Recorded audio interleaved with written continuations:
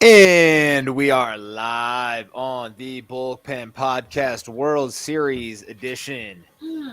We are one game through and one game in, or halfway through game two.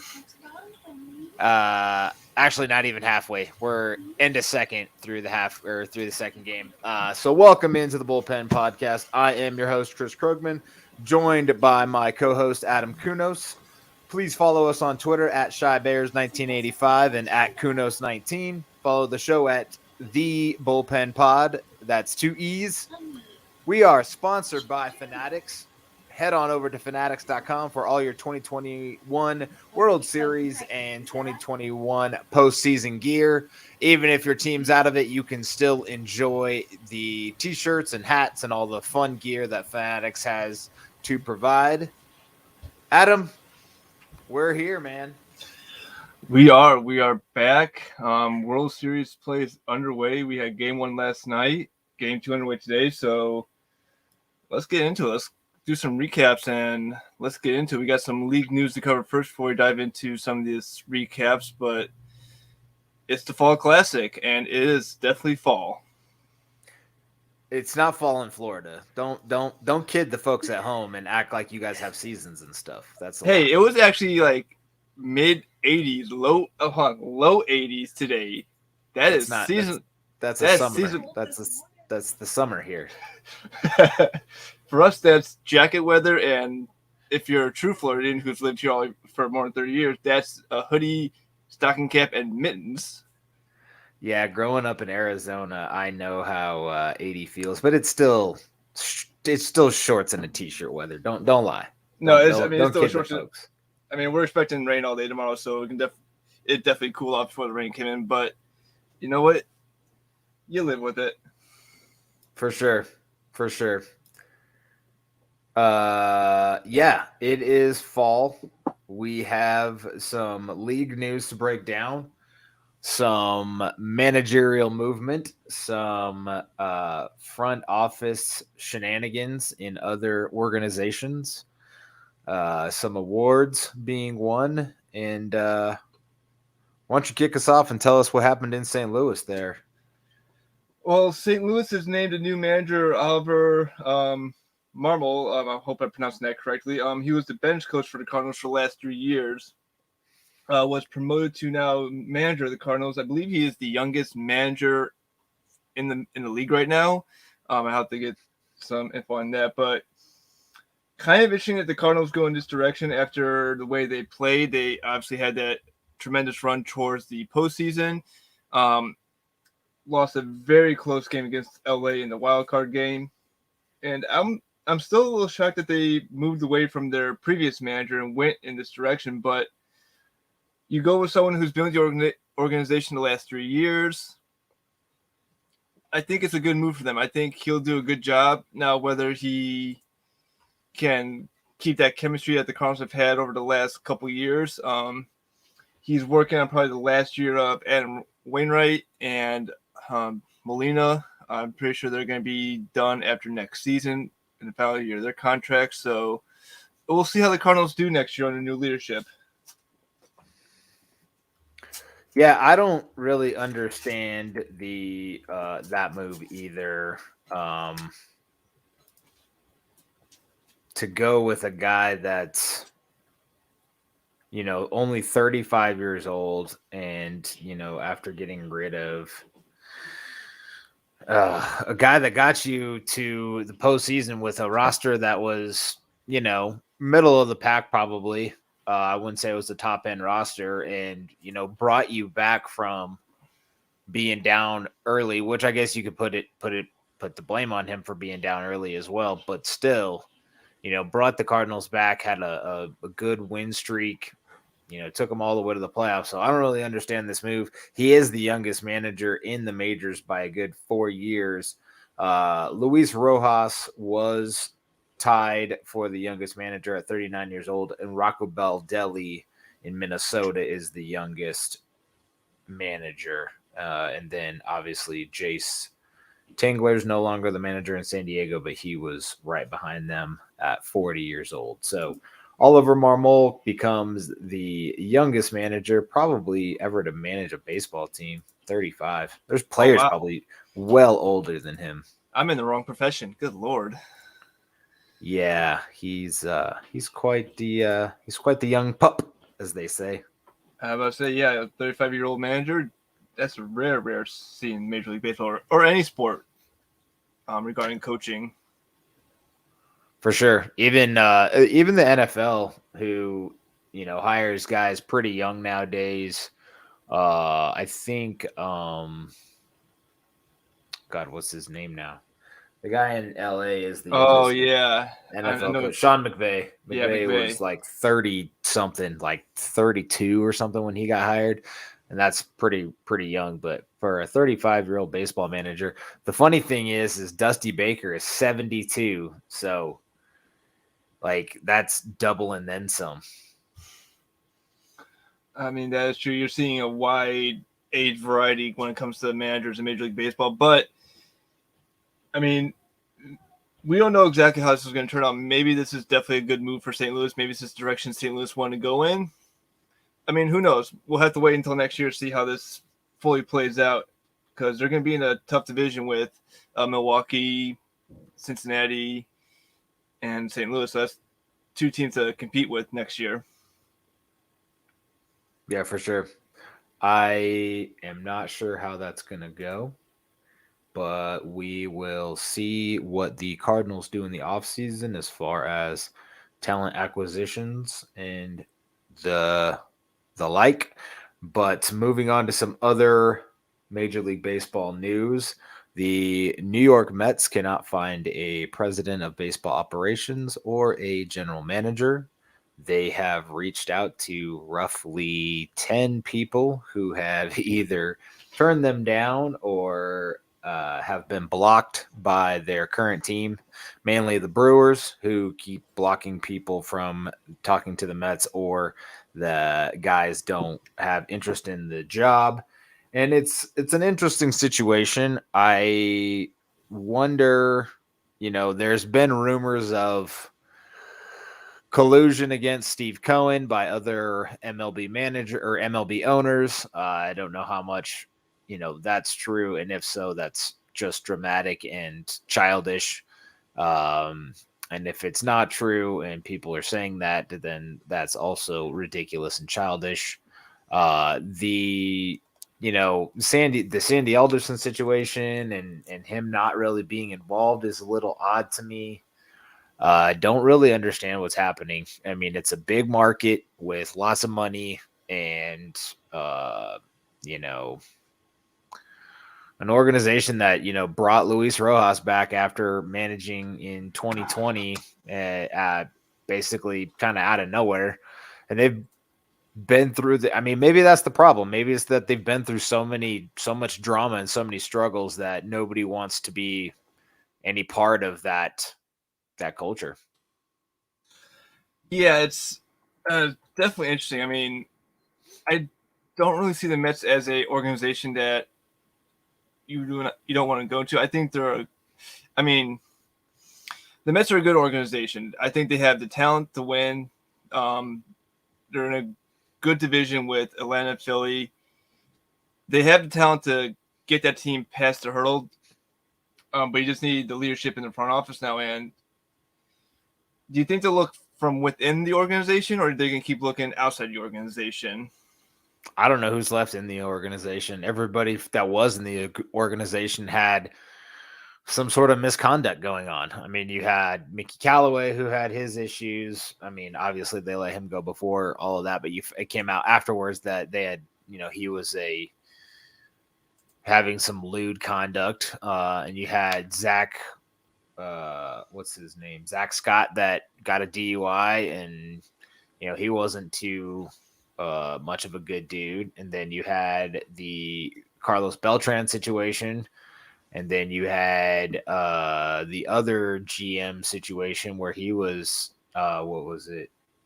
Like sexual misconduct as well. It's like, geez Louise, dude, they can't. I mean, they had to fire so many people. There's nobody left within the organization unless they're going to promote Alderson's kid. But I don't think, he's ready for that job. But I know that Billy Bean liked him, gave him his first job in the majors. But I mean, I don't think he's ready for even a GM status, let alone president of baseball operations. I know they talked to Theo Epstein early.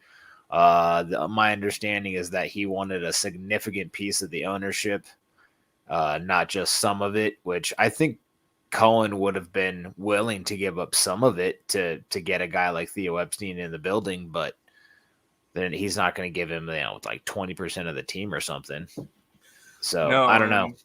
On Theo's a proven winner of championships in Boston and Chicago, 2 significant championships in both cities. So, I mean, if you can land Theo, I mean, that's just a game changer for the entire organization.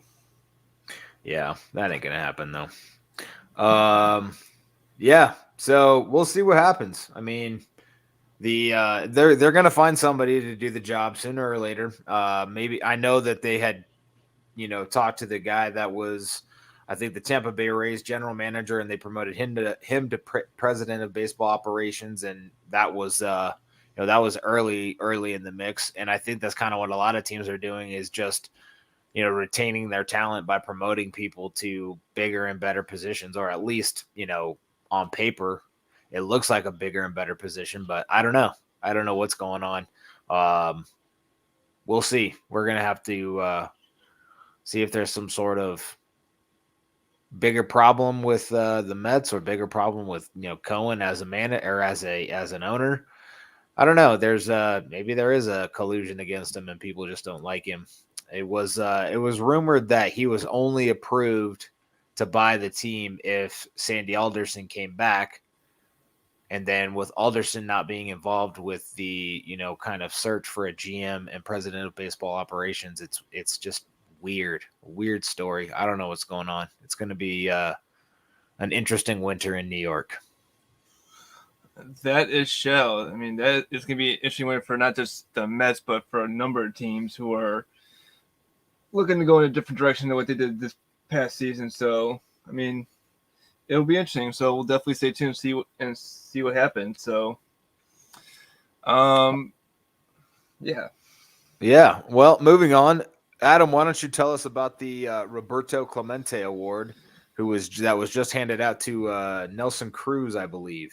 Yeah. So Nelson Cruz, I believe he was nominated while he was still with the Twins, but obviously he's with Tampa Bay when he was given the award. Yeah, he was the Minnesota Twins nominee for the 2021 Roberto Clemente Award.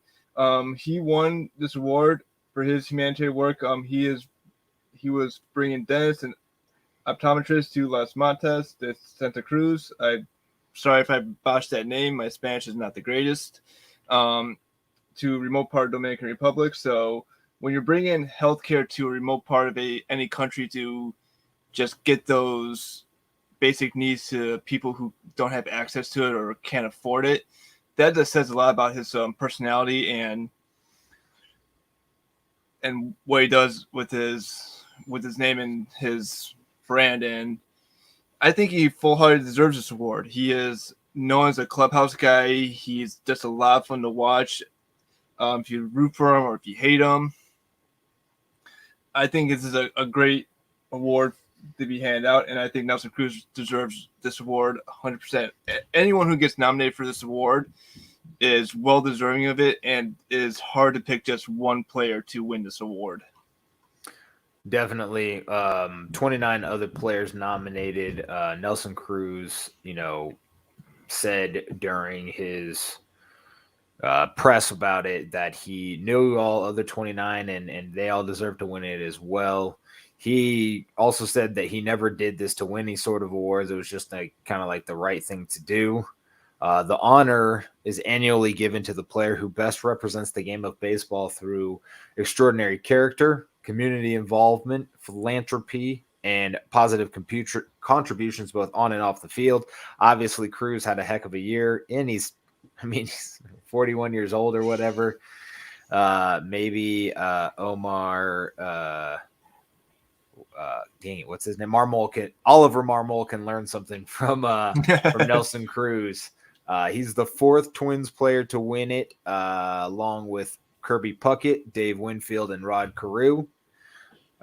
Just a good dude, Nelson Cruz. So congrats to him, and thank you to Mr. Cruz for being such an outstanding example of how to use your platform and your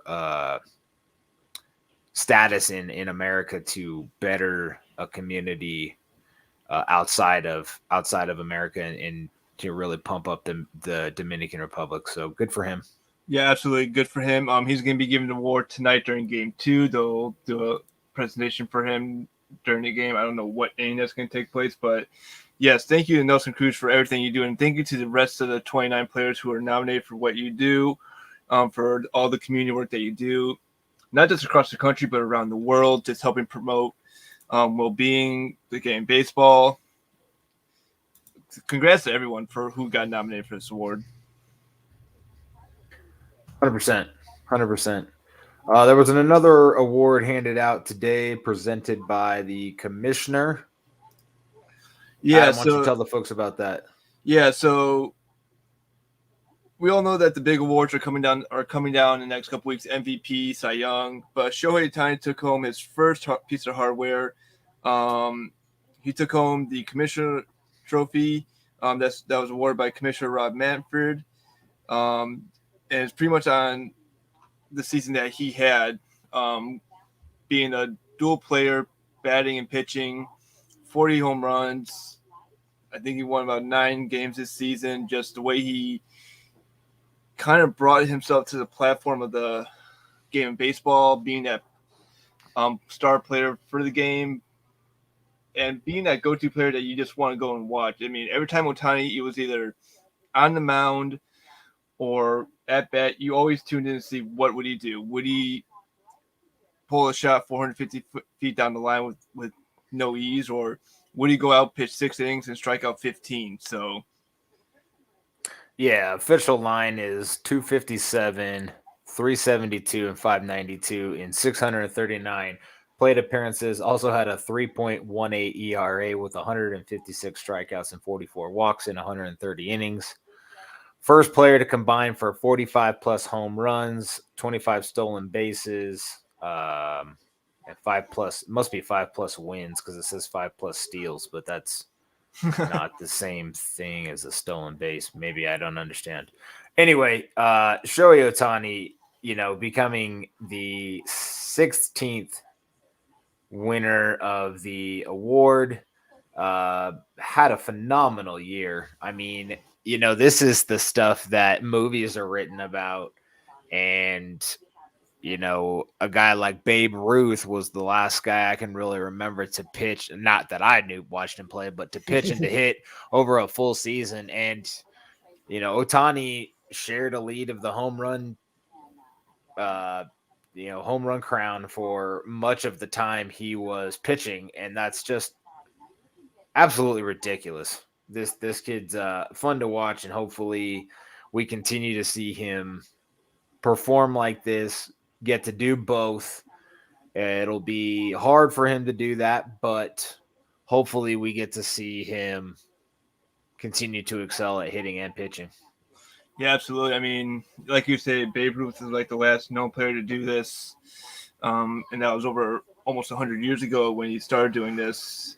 And the fact that he's doing it in today's game with the risk that it takes taking the mound, with the injuries that you can take. I mean, he did, I believe, undergo, I think it was Tommy John when he first came up. He was out for a significant time with elbow injury. I can't remember exactly what it is, but he has battled through injuries, and the fact that he came out and did what he did this year, All-Star, starting pitcher for the All-Star, also took part in the Home Run Derby. I mean, the guy's a natural talent, and you don't see talent like this every day on the field. Definitely not. And to come from, another country and, just come to America, and he's drastically underpaid for what he does and the talent level he brings. He's more than likely the AL MVP, and I wouldn't give it to anybody else, especially with the unique that he brings to the game. Oh yeah, absolutely. I mean, if I had a vote, my vote goes to him, hands down. 100%, sir. All right, let's get into a little bit of recap of the championship series games before we discuss this World Series battle. Sounds like a plan. So we'll start with the American League. Obviously, the Houston Astros won their third AL pennant in 5 years. They defeated the Boston Red Sox in 6 games. You had Jordan Alvarez, who was named your ALCS MVP. This is a quick rundown. Houston wins game 1, Boston wins game 2 and 3, and then Houston wins the next 3 in fashion, limits Boston to just 3 runs. Houston somehow did it again. Somehow they just kind of shocked everyone. They beat the White Sox 3-1 the division series and come out and beat the Red Sox now. So they just beat the Sox off 2 teams in the last 2 rounds. I'll give credit to no bad stuff. pun there, but I'll take it. There. I'll give credit to Dusty Baker, who is a Hall of Fame manager, just a phenomenal manager, regardless of the fact, who has kept this team together through everything that they've gone through all the adversity, knowing what the past has been with this team over the last couple of years. I give a lot of credit to Dusty Baker and how he's kept his team together. I want them to go back to being the Colt 45s. Oh, that's a classic with the little Colt 45 shotgun front. Yeah, that'd be way more fun. That's probably not culturally popular or something, or that don't team be want to name canceled. anything after guns, or that team would be canceled in 5 minutes. Yeah, that's true. Especially with like teams like the Guardians coming out and making their changes. So such is life. Oh well. Yeah. Yeah. So this team, I don't know. They're a lot of fun. I don't know how much of a shock it is. I think Fangraphs had the Astros as the AL favorite. Well before the season ended. We thought that the White Sox or one of the AL East teams was gonna be more of a contender for the World Series, but Houston shows up every year in the playoffs, whether they're, you can go back to the cheating stuff and whatnot, but they're a talented team. At the end of the day, they win baseball games. They know what they're doing. They do, and we had our Astros fan comment on the show, Go Astros, J. Paul. Yep, Go Astros indeed. They are representing the American League again. I mean, now the question is, can they get past a good Atlanta team? And can they hold us together for more than a couple years down the road? Because it's hard to stay consistent in today's game with just the way that players think about financials, who's going into contract years. Are they going to look for a bigger contract?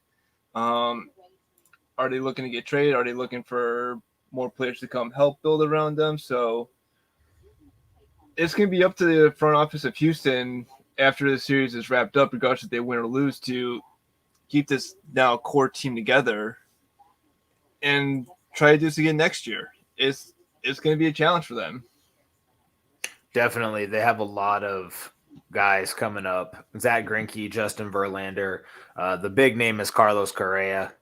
Yuleseki Gurriel is also up. He's a little up there in age as well, along with Verlander and Greinke.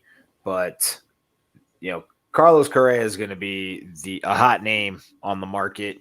He'll probably leave Houston, if what you're saying is accurate, Adam, is guys they're looking for that payday. He's only making $12 million roughly this year, market value of around $26.6 million according to or Spot Track, and yeah, he's well deserving of it. He's a good player.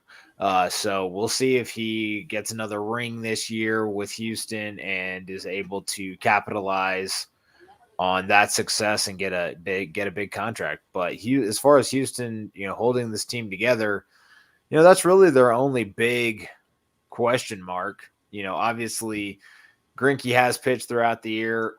He's been okay. Verlander hasn't seen the mound in God knows how long, and they're still here. So I don't know. I think the Astros still probably have a year or two left of being a very competitive team, and they, can still add pieces throughout the, free agency, trade market as well. I don't know if Yeah, they want to pay luxury taxes or what their actual salary cap situation's like, or not salary cap because there isn't one, but you know what I mean. yeah, no, I mean, it's going to be a lot of questions for Houston going in the offseason about who they want to keep, who they want to bring up. Do they talk to other teams regarding sign trades or anything? So they got a lot to think about after the series, but I know they're focused now on trying to win that championship. Are there a lot of signing trades in baseball?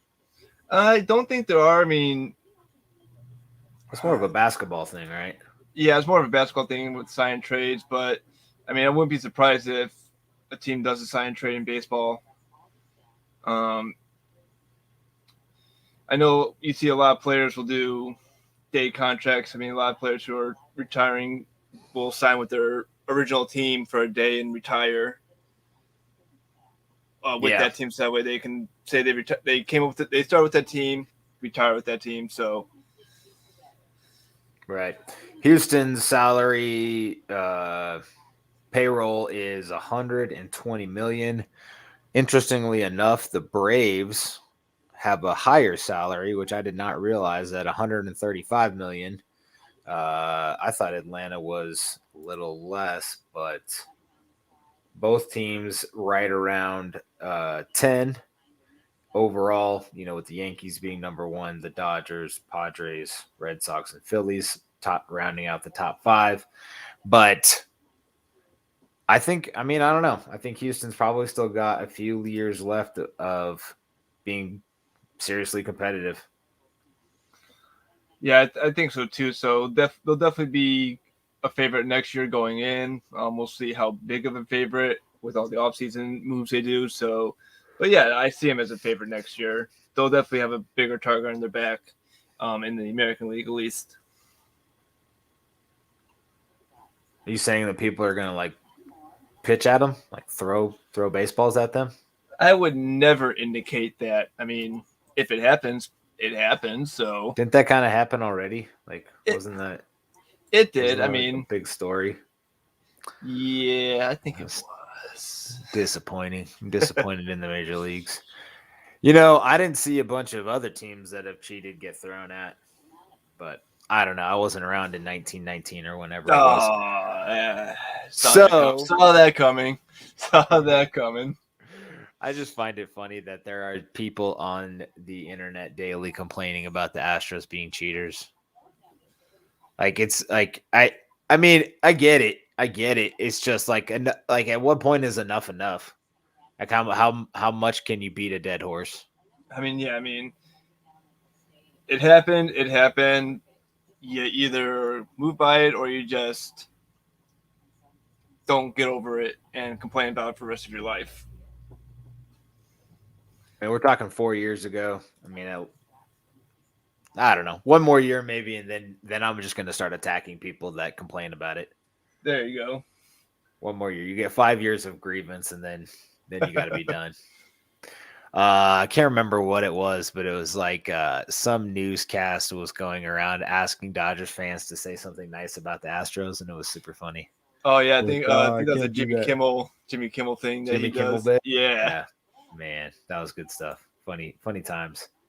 All right, jumping over to the National League Championship Series. Eddie Rosario named the NLCS MVP, had a phenomenal series. Atlanta obviously won the series 4-2. Won games 1, 2, 4, and 6. Los Angeles winning game 3 and game 5.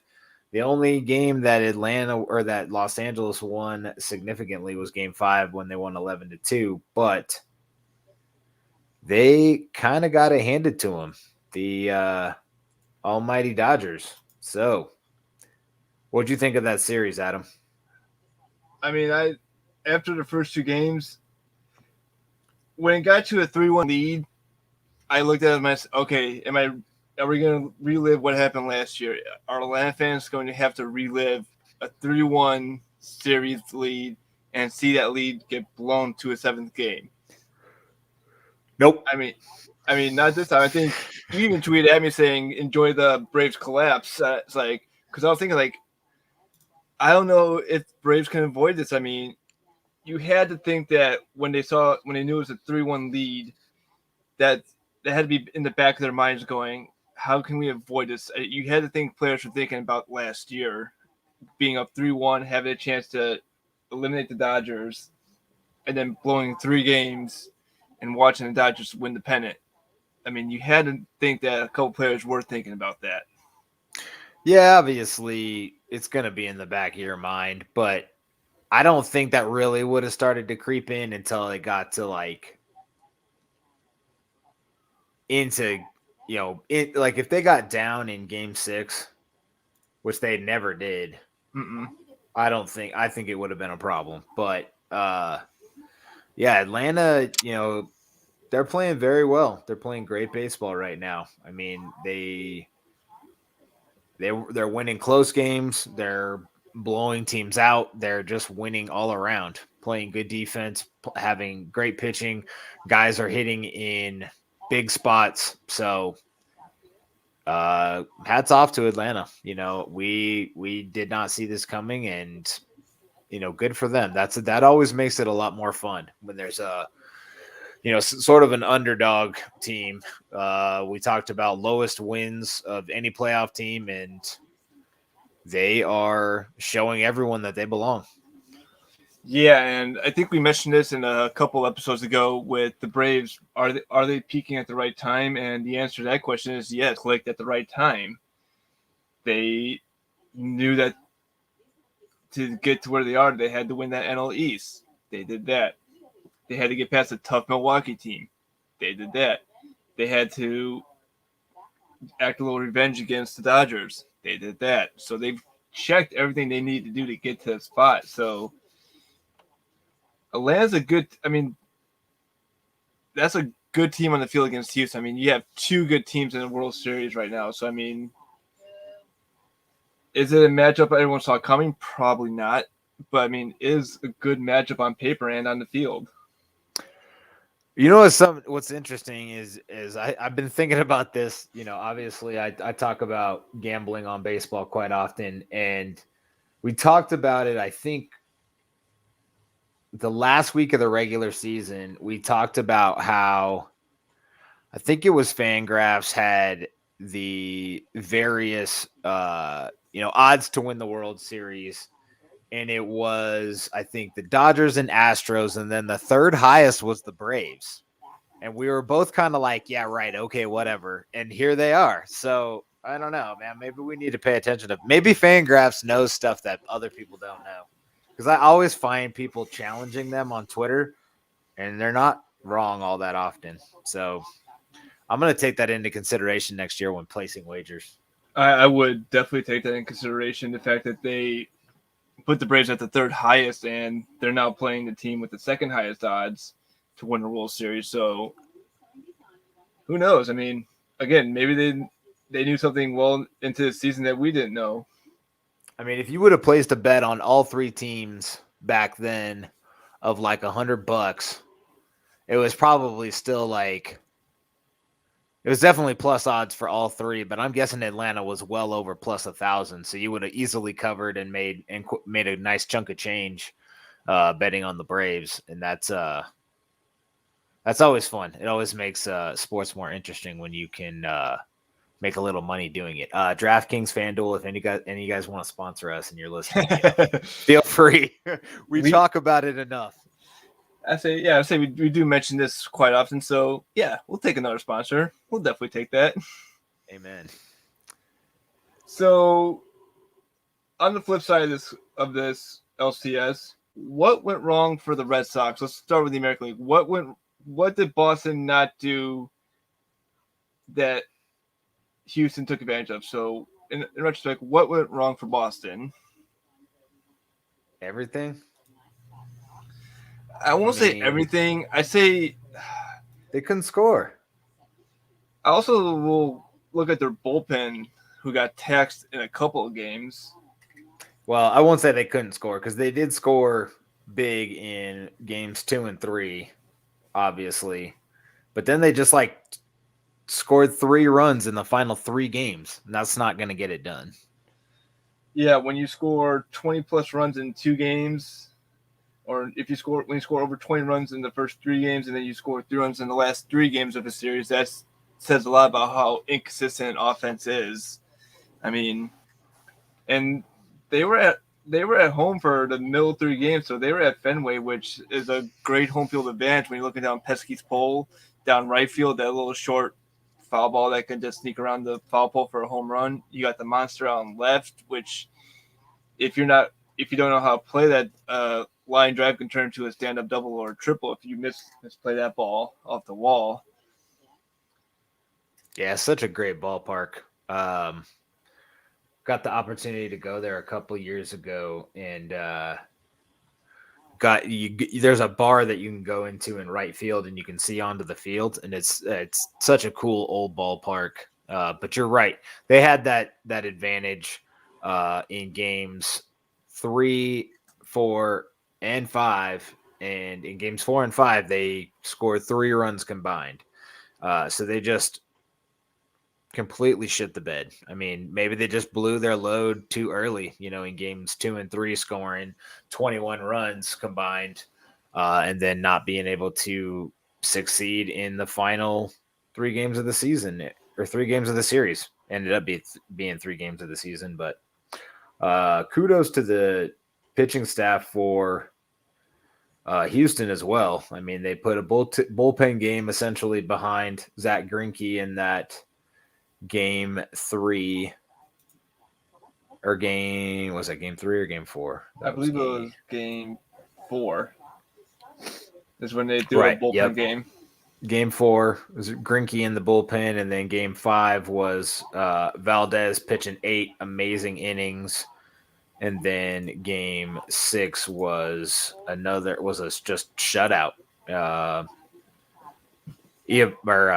Garcia going 5 scoreless, and then the bullpen cleaning up the rest of the batters from Boston, and they just couldn't get it done. Unfortunate. I would have liked to have seen a better series, but I mean 6 games is still good. Still a good series. Yeah, I think any series that goes over at least a 5 in a 7-game series that goes over 5, I think it's a great series. A sweep is nice if you're on the winning end of that sweep. Yeah. But I like to see a 6 or 7-game series going forward. Over in the National League, like you said, the almighty Dodgers, the highest payroll in baseball, the highest run differential in baseball, all the talent in the world on that team. What happened? They couldn't score. Both teams. I mean, it was a lot better of a series as far as the scores indicate. Obviously, Braves only winning by 1 run in most of the 1 or 2 runs in most of the games. 3-2 in game 1, 5-4 in game 2. Dodgers winning game 3, 6-5. The only blowouts were games 4 and 5 where the Braves won 9-2 and the Dodgers won 11-2, and then Braves finished them off in game 6, 4-2. So just good pitching and probably a lot of situational. Like we talked about, these games get extended a lot more often. They are low scoring than not. At least if you're in the National League, that's been my experience in my lifetime. Is National League games are much more lower scoring. So, I just think like some of the Dodgers hitters didn't come through. I mean, Mookie Betts wasn't hitting as well as he had as previous MVP seasons. Bellinger had some big hits, but not enough. Um, Justin oh, Turner. Justin Turner. I mean, Justin Turner he was a no completely show for it. He completely was not hitting at all in any of the series. You're talking wild card, division series, league championship. His bat was silenced for all three series. right. And then the last guy I was gonna mention was National League batting champion Trey Turner had a mediocre series as well. So I don't know. I think the Dodgers are still going to be back. Well, it's going to be interesting to see what happens with Trevor Bauer, and what they do with Scherzer and that pitching staff. Obviously, Uriel was a rookie, so he's or Urias. Urias, I can't pronounce his name very well. Was a rookie, but he pitched extremely well. Walker Buehler still young and under contract, so we'll see how the Dodgers pitching staff shakes out. Obviously, they'll spend the money, so I don't think the Dodgers will go away anytime soon. But yeah, they shit the bed a lot. Yeah, like you said, I expected Los Angeles to come out with a little more fire in their bats, and most of their bats were silenced during the series. They only had that one blowout win, game 5-11-2. And that was coming after they get blown out in their own stadium. 9-2 is when I think it's my favorite clip is top of the 19. You're seeing Dodger fans leaving the stadium. Yeah, I'm surprised it wasn't earlier. I mean, I give credit to the fans since they stayed for the whole game and stayed through what they know is a beatdown by the Braves. But yeah. I mean, I'll give hats off to Atlanta. First NL pennant since 1999. So this has definitely been a while since they've been to the World Series. You're looking back to the 90s is when they had that incredible run of championships and World Series appearances. I mean, Braves, great team this year. I mean, again, no one saw this coming. I mean, you had the Dodgers favored, you had the Brewers favored, you had the Giants who had an incredible regular season come in as World Series favorites when the postseason started. I mean, even the Cardinals, I think, had a good chance to make the series when everything was starting, but hats off to Atlanta. I tip my cap to them. Definitely. They made all the right moves at the break. I mean, they added bats. They were very wise with their roster additions for a team that had a big injury in the middle of the season. Another player, with some legal troubles. They pulled it out. I mean, they're here. They're in the mix. They're up 1-0 right now. And let's recap game one. Let's recap game one. So last night the World Series kicked off. The Braves, let's just be real, they came out firing on all cylinders. They jump out to a 5-0 lead in 3 innings. You got a first inning, Soler hits a solo home run. Austin Riley with an RBI double. Go to inning 2, Soler with a fielder's choice that drives in a run. And then Adam Duvall in the third inning with a 2-run homer puts the Braves up 5-0, and they end up going to win 6-2. The big news for Atlanta, and glad this wasn't worse, was Charlie Morton. He had to leave the game after he took a line drive off the bat of Gurriel, fractured his right fibula, so he is out for the rest of the World Series. And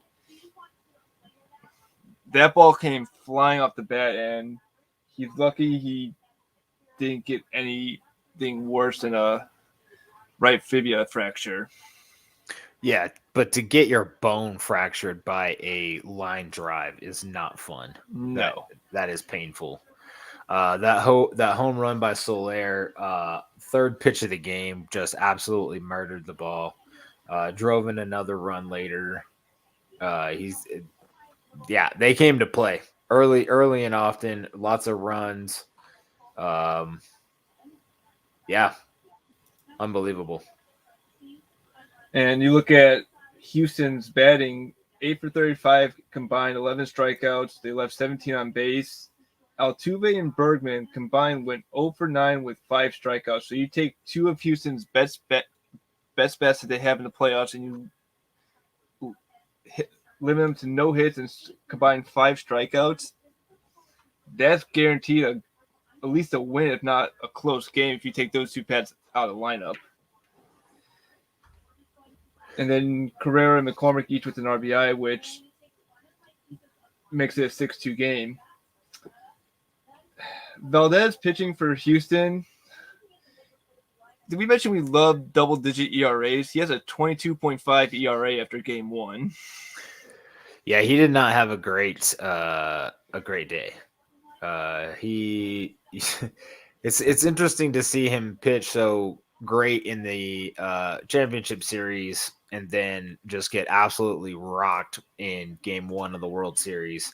But we will see him again, most likely, for game probably 5. So I think it'll be all right. He may come back and just blow the Braves away, or he might just get rocked again. Who knows? Exactly. The way this Braves team is playing, there's a good chance that they'll get after Valdez again. Yeah, and the question I posed, Chris, and should we be worried about the Astros bullpen after game one, because they held it together. They held the Braves to just 1 run for the rest of the game, but should we be worried that the bullpen got taxed a little too quick in game one? I mean, obviously they had to pull him when he's given up 5 runs in 3 innings, but is this going to be a bad sign for Houston, knowing that their bullpen got taxed early in game one?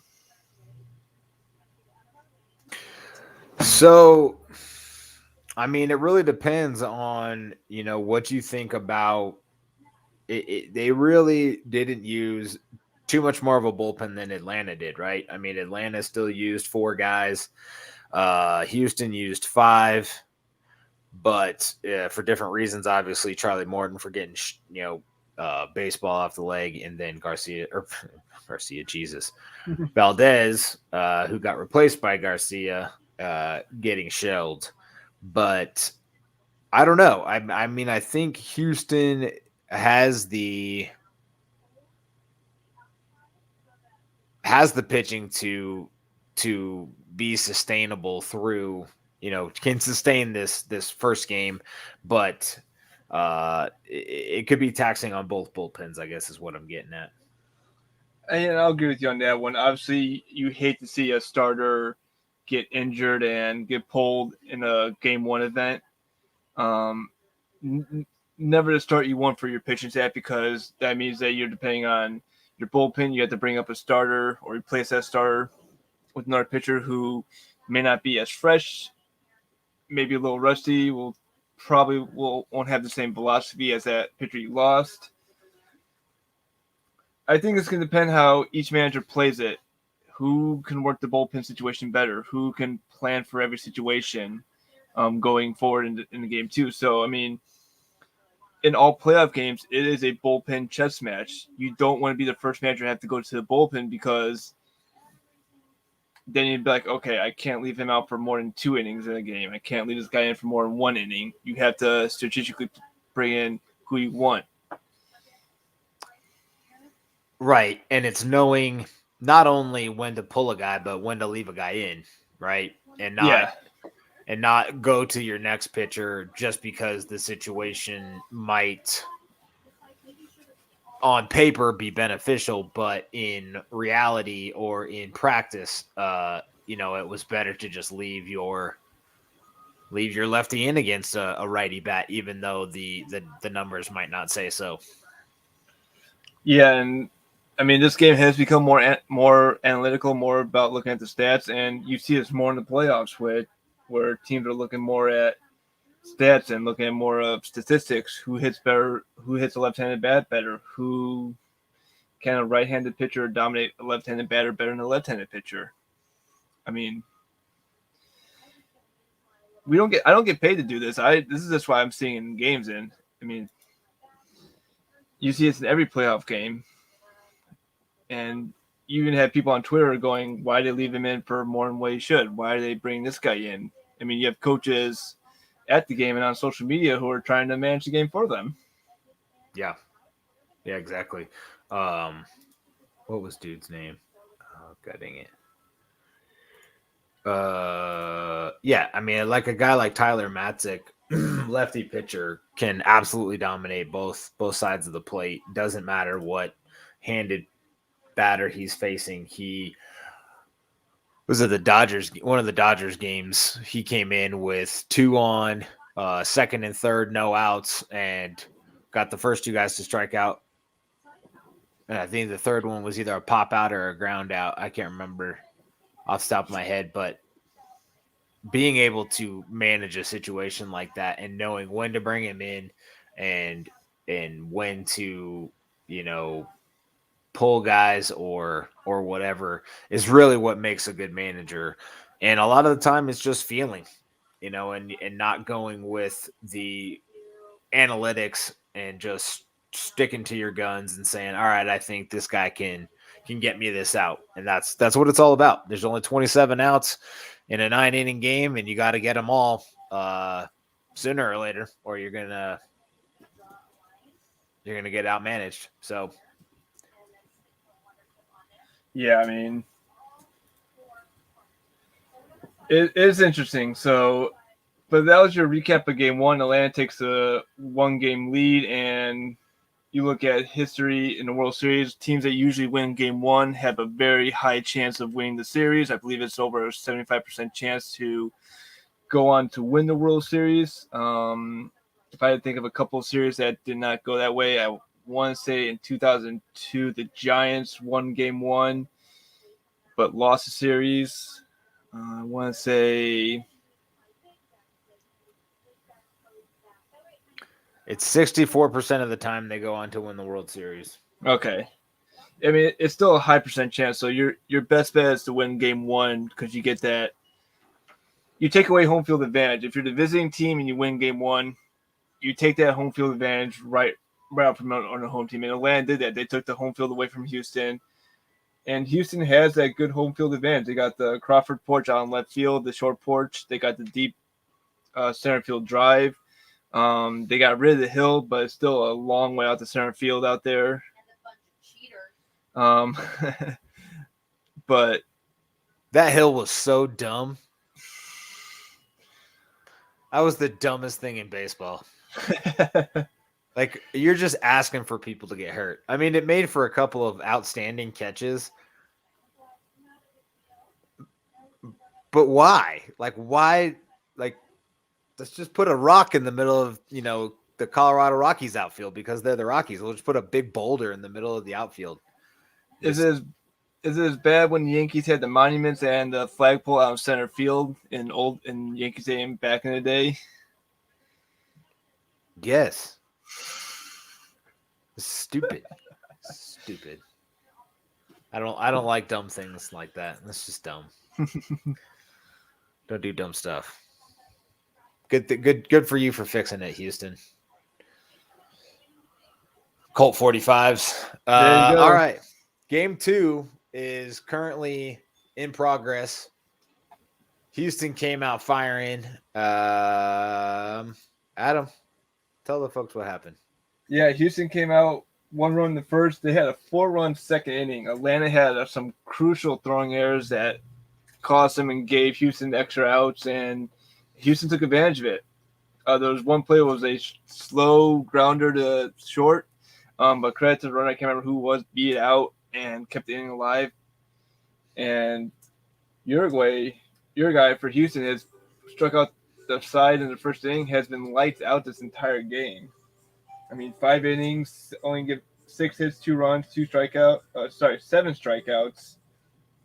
Only give up 1 home run. He is locating his pitches. He has a breakdown of his breaking balls and off-speed pitches are making batters chase.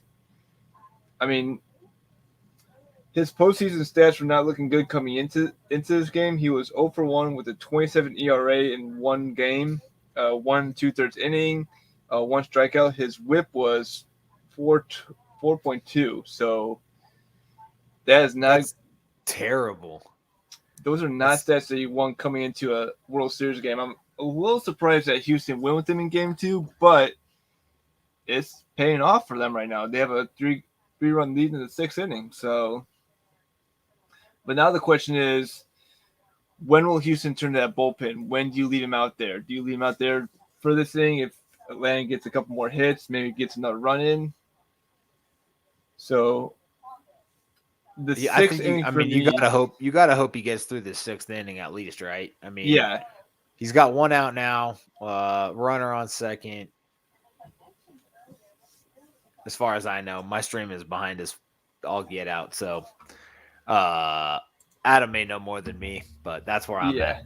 yeah. So there's a runner on second, top of the sixth, and that was Atlanta's first extra base hit. They were 4 for 19 with 0 extra base hits. That's their first hit or first extra base hit since the home run. Yeah, Solera again smoked that ball Mm-hmm. And you got right past Pearson up. Bregman. Yeah, and you got Jack Pearson up right now, who is a Pearl danger. Necklace Peterson. I mean,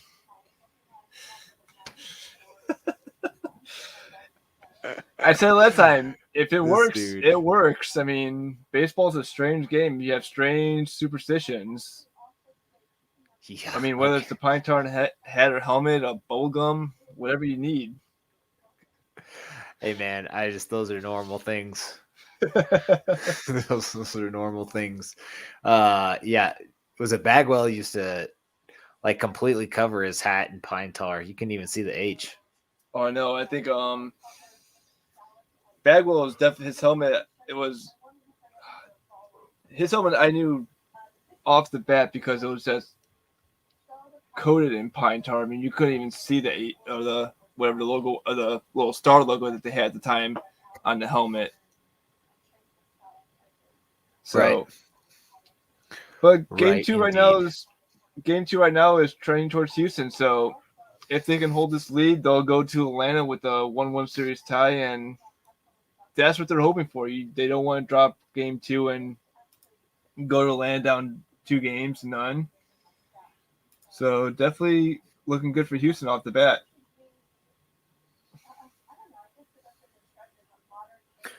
Yeah, I agree. It does look good for Houston right now. Like we've been talking about, though, Atlanta has come to play. It's only a 3-run lead, which in this series with these two offenses might not be very safe. But we will see if so. Houston has gone to the bullpen with Javier. He's on pitch number 13, it looks like. Adam Duvall up to the plate. We'll see what happens. The rest of the week looks like this. Obviously, game 2 is tonight. Game 3 on Friday at Atlanta. Game 4 on Saturday at Atlanta. Game 5 also in Atlanta on Sunday. That is Halloween night. So get your kids trick-or-treating done early so you can come home and watch baseball. And game 6, if needed, which right now it looks like is probably going to happen the way these two teams go back and forth, is next Tuesday. And then hopefully we'll get a game 7, and Adam and I will see you again next Wednesday for the final game of the World Series. Wouldn't that be awesome and a great way to end our first season on the Bullpen Podcast? Oh, that would be fantastic if we can end with the game 7. I would definitely look forward to that. Now I'm rooting for 7 games. Let's go. Let's go. 7 games. 7 games. Let us close out our first year on the Bullpen Pod as a Game 7 live podcast, watching with all of you awesome people at home. We really appreciate you joining us again for another fun night of baseball chat. Adam, anything else you want to tell the folks about? Make sure you click on our link tree if you want any postseason gear. Head over to Fanatics. They got your World Series hats. They got World Series gear. They're a one-stop shop for everything Major League Baseball. Like Chris said, if your team's out of the playoffs, still get some gear. They'll have some sales going on after the World Series. Definitely head over to Fanatics for all of your MLB shopping needs. Absolutely. Couldn't agree more. I love Fanatics. That place is great. Their pricing is fantastic too. Absolutely. You cannot beat Fanatics pricing. Their products are quality. Even the Fanatics brand is top notch. So I have no negative things for Fanatics. Well, that is Fanatics-tastic, and Yeah. I will be here all night dropping dad jokes. As Houston closes out the 6th, we will talk to you guys next week. Have a good one, guys. See ya.